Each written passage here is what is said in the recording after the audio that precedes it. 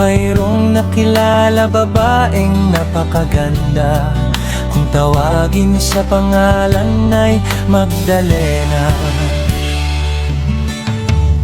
Dahil sa angkin niyang ganda, maraming nais maitibol siya. Sa kasamaang palad ako ang napili niya. At ako ay kanyang nilapitan, tumabi siya ako'y kinatan. Idinikit ako'y binulungan, ako daw kanyang nagustuhan. Gusto ko mang mga tuwiran pero hindi ko mapigilan ang kahinaan ko sa tukso ng laman.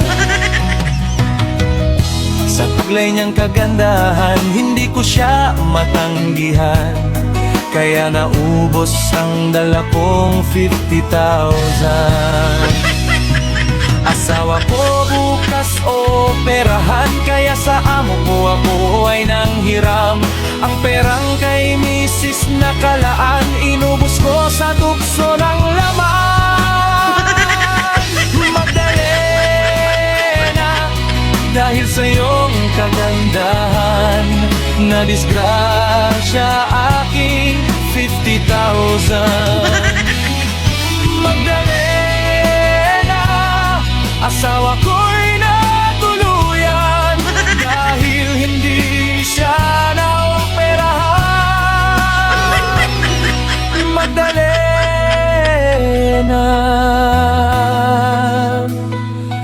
boyset ka.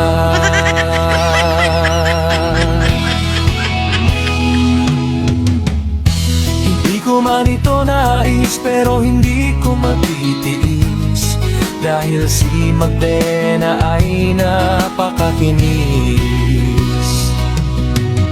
Habang nagpapaligaya ako sa piling ni Magdalena, ang misis ko sa ospital naghihingalo na.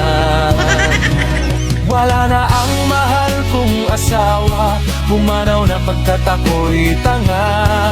Naubos kong pera para sa kanya, ang pagsisisi ko ay huli na. Magdalena, asawa ko'y nadisgrasya dahil sa panunukso mo na malandi ka. Magdalena, namatay na aking asawa, kaya ako ngayon ay lumuluha. Magdalena, boyset ka.